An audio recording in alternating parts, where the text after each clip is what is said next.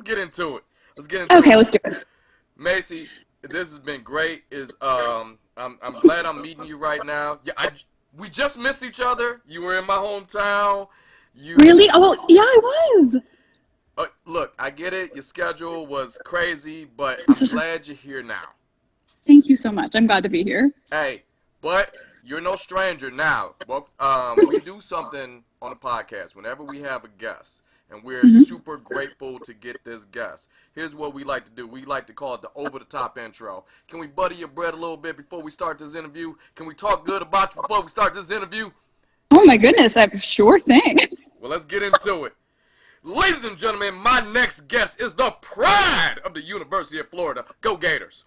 She is a music director, producer, copyist, first generation Egyptian American orchestrator, Forbes 30 under 30 orchestrator, first woman of color Broadway orchestrator. She is the founder of the Broadway Sinfonietta, and she is bringing her latest creation, which is called the Barbie Sinfonietta, to a city near you. And what can I say? This lady rolls out of bread and breaks barriers. She is a maestra and a modern day virtuosa. May or may not have perfected the art of leaving the world better than what she found it. Ladies and gentlemen, Macy Schmidt, welcome to the podcast.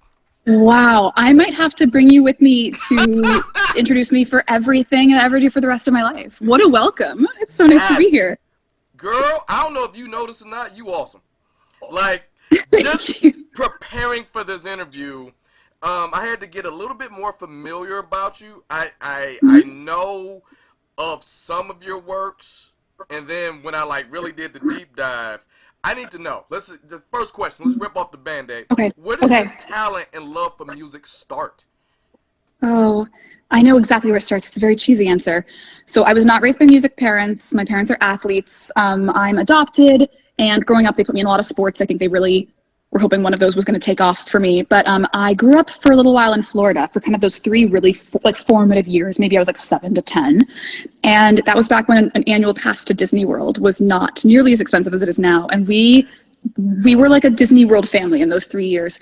And it wasn't just Disney music, like the songs we know. It was, when you walk through the park and music is coming out of a speaker in a bush, and you're just surrounded by music, and it's all very orchestral, but it's not classical.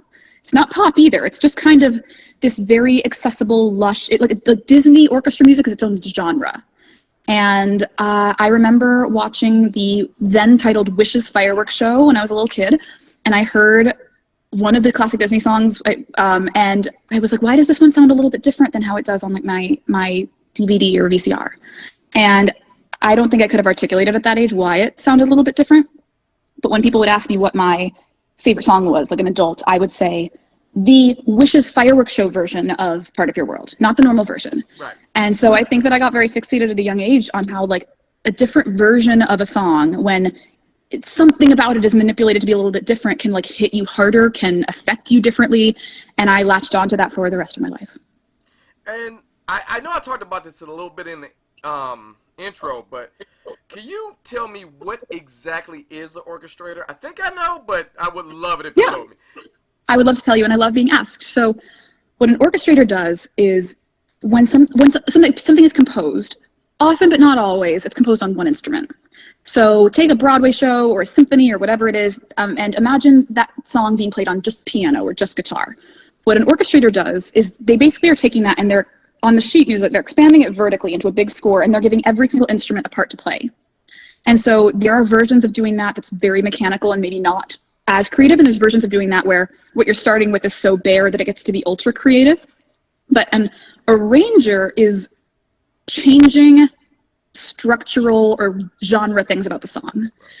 An orchestrator is assigning which instrument plays what line in the orchestra, or writing new lines for an instrument to play. So I've always just been very enamored by the fact that two orchestrations of the same song can make you feel completely differently. And there was always just something about, orchestra instruments doing something moving in a song in an orchestration that jumped out at me. I never latched onto classical music really, and it wasn't really pop music either. It was this kind of genre that you can only describe as Disney orchestra, and I think that led me straight to Broadway, which was like the closest real life career comp. Okay. So Well, do you play any instruments yourself? I play piano. I was self-taught in high school. I became very, very fixated, and I played piano kind of early in my career in New York. It's not my favorite thing in the world to do. I always tell people when they ask what I do on Broadway, I say I don't write the music, I don't perform the music, but I like to do everything in between. Everything in the process between a composer writes a song and it's being performed on Broadway, that in between is where my sweet spot is. So I played piano. I have played piano. I get roped into it quite often, but it's for me, playing piano is a tool. It's a tool to underscore the rest of it rather than like the main event for me. Makes sense. Now, I gotta ask, like I said, I've dug into your works before. I don't know if you noticed, I'm a bit of a nerd and pop culture junkie, so I know a little bit about the Spider-Man thing, but I'm very curious.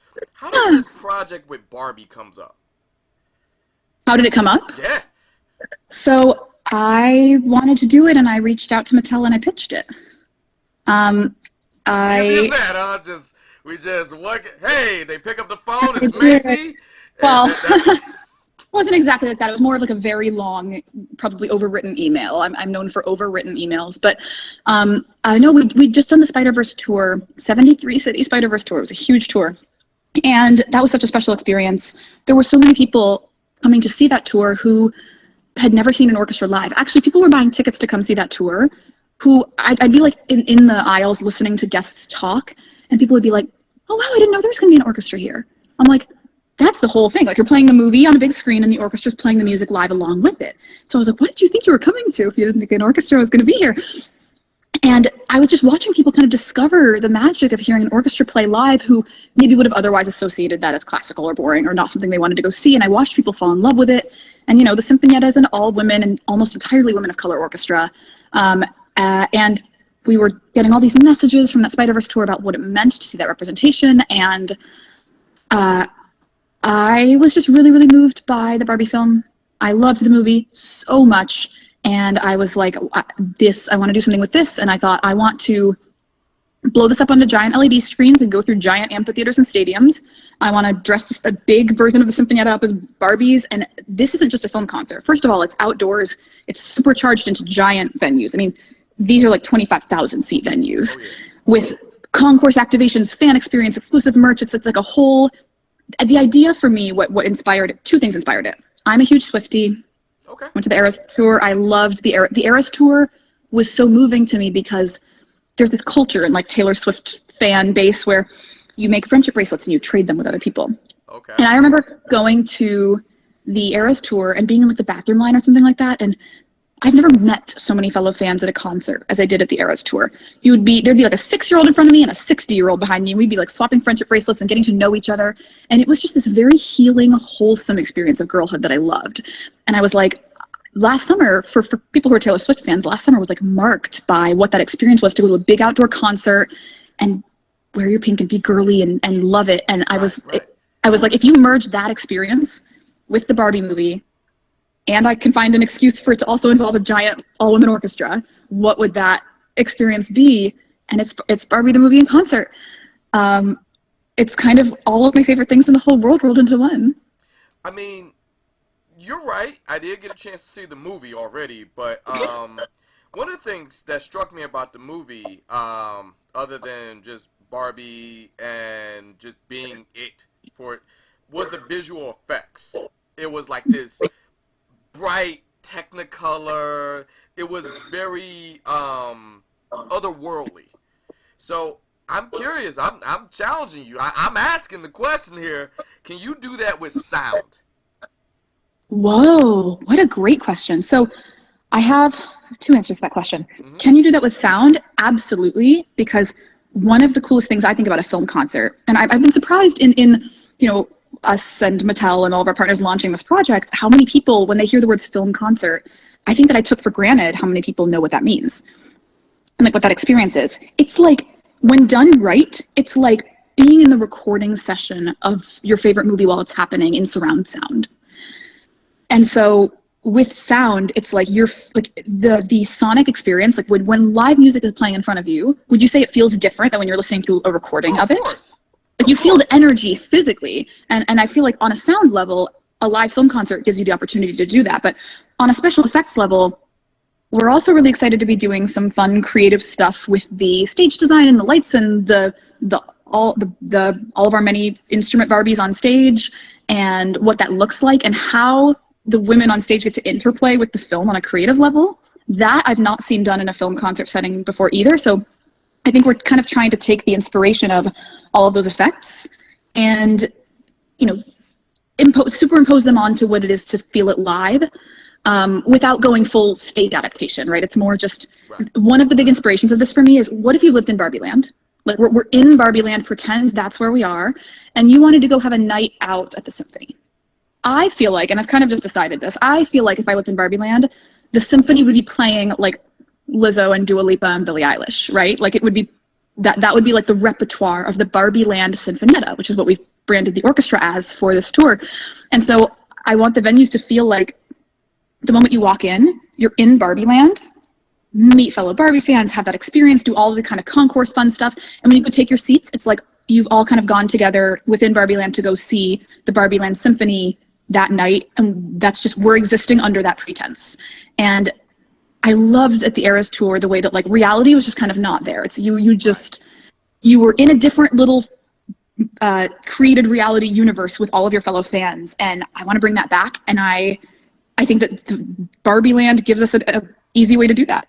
Now, one of the cool things about, and I want to just take on your analogy of Barbie Land, because throughout your career, we got a little taste of it, of what you could do, because you have, like Barbies, used different artists like Brandy, Hillary Scott, Laura Bell Bundy in your not necessarily Barbie Land at that time, but like Barbies, bringing them into your world and accentuating their gifts along with the Sinfonietta's gifts, and it blends into this weird new third world thing. So I'm That's a very very beautiful way to curious. say that. That's just one way I'm looking at it. Keeping up with this analogy with Yeah. I guess when an official Barbie Sinfonietta, what is something that I think that you think that you can't wait to get your hands on and just show off a little bit more? Okay, all of it. Really, I'm so excited. But really, something that I can't wait to get my hands on is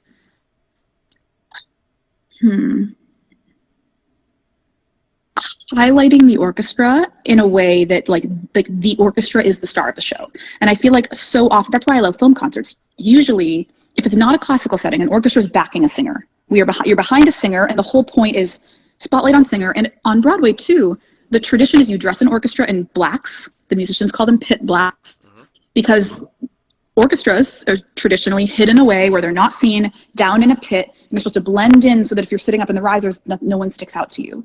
And they're pit blacks because when orchestras were all men, they would wear black suits, tuxes, and it just that's the uniform. And so and for some of our other tours we've done too, it's been the right creative choice for the content of that tour to stick with that kind of blacks and, leather jackets, kind of like a little bit less formal, but still all in black. So to bring, the women of this orchestra, they just have my whole heart. They are such insane musicians. They're such incredible people. They're so dynamic to watch. To bring them to the forefront, to put them in bright pink, to have them there are going to be some costume changes, there's going to be some fun stuff going on, to put spotlights on them and to make them part of the action and to be like, these women get to be literally in the spotlight for this. I'm excited for that. I'm also excited to get my hands on the super pop material for orchestra. Like a lot of people, I think, associate the pop side of the Barbie music as kind of the more produced, like electronic stuff, and then the score is the orchestra. But Dance the Night Away opens with strings. Pink is covered in trumpets and horn stabs. I'm excited for people to watch the orchestra bring to life those moments and be like, oh, that thing from that song I love listening to, I see it happening. I'm just very excited for all of it. I cannot wait. Now, how you just mentioned that, and that is weird because it's like you're reading my notes in front of me. Like when you take those pop culture songs and you have to kind of flip it and rearrange it based on the instruments that you have there with the Seminata, do you have to tap into your inner pop culture junkie to kind of like what would sound right or what I gotta not make this sound like Spotify. So how do I make that and push the moment a little bit more? Or, is it something like that? Or is it just like, hey, let me get as close as I possibly can to what was already there? That's such a good question, and such a like a musical depth question. I will say for this project, to get kind of like under the hood about it, my priority has been that I want there's so many insanely talented artists who made the score to this film. The score itself, Mark Ronson and Andrew Wyatt's score, and then all of the pop artists who contributed music to it. My main priority on this project is I want them all to hear the concert and feel pride. So on this one, I would say I'm sticking much closer because I think that this music was crafted so perfectly the first time that I want to have the live sonic experience of it is what is this added element, as well as the experience. This particular concert isn't really one where I want to do an orchestra adaptation of a song. That said, I do that all the time on other projects, and it's so fun. I love, one of my favorite things to do is taking a song that is not an orchestra thing and making it one. We did a big concert a couple summers ago that Carnegie Hall presented in Bryant Park. It was like a big free outdoor concert with the Sinfonietta. And one of the songs I did there, the whole program was pop songs for orchestra with singers. One of the ones that is like most dear to me is I did a full orchestra arrangement of Bigger by Beyonce, and had a phenomenal soulful Broadway singer, Soleil Pfeiffer, sing it. And it's like that song lends itself so well to this giant cinematic orchestra sound. And I wasn't sticking to anything. I wasn't saying like, how do I make the sound exactly the same? It was a reimagining. So I think that outside of the film concert medium, there's a lot of reimaginings, and that's really where I love to play. In the film concert mediums, all of that music was crafted to specifically line up with the intent behind this actor's line and this and the direction and the timing, that it's like, it's not my job to reinvent the wheel on that. And so I do stick very close on film concerts, but the Sinfonietta in other settings, we like to stray. Well, I'm glad you brought that up because I had to do a little digging in preparation for you, so I watched the entire Bryant Park concert. It's on YouTube. You did not. Yeah, I did. You did not. Yeah. And I'm glad you brought that up because I want to kind of dig into your past a little bit. Like, it was a lot of it. And you honestly walk into an industry where people don't look like you. They're not your same color. They're not your same gender. You're not your same. There's no real DEI department for what you're walking into. There's no HR you can report someone to.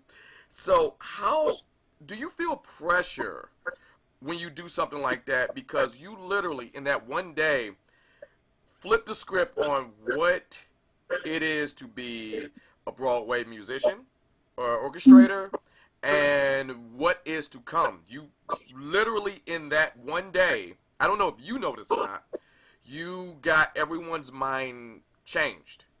So did you have a pressure with it? Do you even think about it? Or is it just like, oh, that was Thursday, so I'm good? Sarah made me cry. Wow. First of all, I don't think I've ever been interviewed by somebody who went and watched that entire concert in preparation. That is some unbelievably impressive and admirable preparation. Oh, what a big question. That concert was so special to me. That concert was special to me because it was the first time that someone, an entity, and not just an entity, but like an entity as renowned as Carnegie Hall, got to come to me and say, take time and space on stage, fill it with whatever you want. And I actually think I started asking myself questions I'd never asked myself before. That program, I think, kind of started me down a lane of curating programs. I actually now have, for other symphony halls and organizations, I've been curating POPs programs where it's like kind of similar structure with a set list and walking you through a story or a concept. But to be told by Carnegie Hall, we like the Sinfonietta, we want to present you guys, what do you want to put on stage? And to have a blank space, I think that because I come from music directing and Broadway, and I'm usually given a task. As an orchestrator, literally a composer hands you a sketch and you know what to do. Like, there's a task at hand.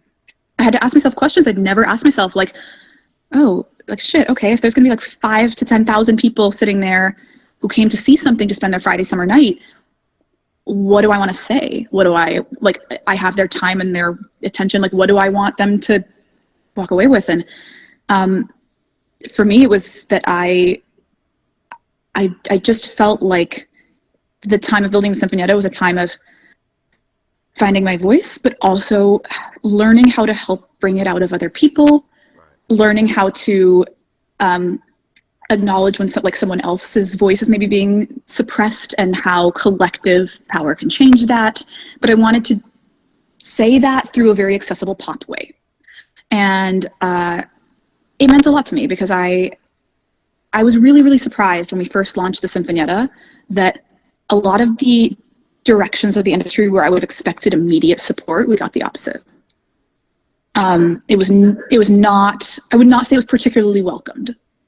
And so I appreciate you saying that, and I so appreciate you watching that concert, because it really does mean a lot to me. The first song we ever did, the Sinfonietta started with a music video that was going to be like a one-off passion project for me, just this one video. And we did that song, You're Gonna Hear From Me, which was our first single with Sony Masterworks. And that one was a reimagining. But like the lyrics of that really are kind of the entire journey of this orchestra. It's, women who have not been asked what they want to say have something to say. And we're going to find a way to say it that resonates with people. And wow, what a special memory. That concert was really magical. All right. Speaking of memories, let's go even further back. Look, okay. A lot of cool stuff, and I know we're up against it, so I only got a few more questions left. Okay. There was very few things that came out of COVID that was positive. So I want to ask this question. What was it about the Tina Turner musical that lit the fire under you that says, like, all right, let's do this thing. Let's change the world. What was it about that musical or your experience there that was just like, okay, all right, game on. Let's do it. Great question. I have two succinct answers to that question. The first thing is absolutely the story of Tina herself. And I'll actually say the woman who played Tina, Adrienne Warren, who's become a friend of mine, the way she played Tina and her own story, I find both of them, both Adrienne and Tina, to be just astonishing. Talk about a story of a woman who has a voice and something to say, being not just put down, but being up against all odds, everything taken away from her, and she has to brush herself off and rise up and keep going and keep going and keep going, and she does. And then there's this satisfying victory at the end of it. So I think that being immersed in that message was half of it. The other half, I think, was, and I met so many amazing people working on Tina. I had a delightful experience working on Tina. I would say the number of people I saw who looked like me working on Tina was slimmer than you would expect for a show about Tina. And especially the musicians. On the side of the musicians, women of color was not so present. And so I was thinking, I was like, wow, like, I wonder what this would have felt like, especially when the orchestra comes forward on the Broadway stage, if all of like a bunch of Black women who played with Beyonce came out. And I started stalking people and stalking musicians and who are those sorts of people and reaching out to them and building a relationship and being like, I want to put together a thing, will you play with me? And so I think that it was the combination of those two things, but the story of like woman who rises from the ashes over and over again has kind of never left me. That's awesome. And I think we're getting towards the end of it. This is second to last question. Okay. You touched on this a little bit, but I'm asking your permission. There's an audio version of this podcast. Is it cool if we put a few cuts in from the Broadway Sinfonietta? Because that did stick out to me when you talked about You're Going to Hear From Me. And quite honestly, if I can bring more people over to the Broadway Sinfonietta, well, it's Broadway, Hollywood, and now Barbie Sinfonietta. Spider-Man too. Sorry, Spider-Man. Forgot about Spider-Man. But if I can bring more people to hear that and how, in a way where I spent, I don't know, roughly 90 minutes watching Bryant Park, I want people to feel like how I felt in preparation for this. I would love, yes, absolutely. We'll make sure all the right people who did work on that are credited, and let's do it. That sounds beautiful. Oh, of course. And lastly, and certainly not leastly, you also kind of touched on this before, but when people starting July 2nd, which is a good omen, this summer, a city near you, the reason it's a good omen because July 2nd just happens to be my birthday. Oh my goodness. So there's a lot of good juju happening right now. Okay, good juju. I love that. So starting then, what do you want people to take away from this experience with the Barbie musical? That anything is possible. You know, the Sinfonietta's journey, like at different points of the Sinfonietta's growth, I've been like, how is it possible that this is happening for like a like scrappy grassroots all women orchestra that started kind of organically with one YouTube video, even with like the Forbes 30 under 30 moment. It's like, okay, the music list is traditionally like hyper pop star agents, rappers, DJs, like it's not an orchestra. And for, you know, Mattel to have like seen this vision and agree to like partner on this and prioritize this as a company, it's like I would have never dreamed in a million years. And when people look at the stage or look at this experience when they're on this tour, what I want them to see and feel is that anything is possible. That's dope. Macy, you nailed it. You're welcome back anytime you want. Oh my goodness, you're so sweet. I'm dead serious. Anytime you want to just chop it up, you're welcome to come back to the podcast. We're going to make sure we put this up on our socials, your socials, anywhere. You know what? I'm doing your job for you. Look at this camera, that camera, whatever you want to plug, whatever you want to say. Is Macy Schmidt all day long? Go ahead. The floor is yours. Really? Yeah, go ahead. Okay. I guess what I want to say is that I'm going to choose my words correctly.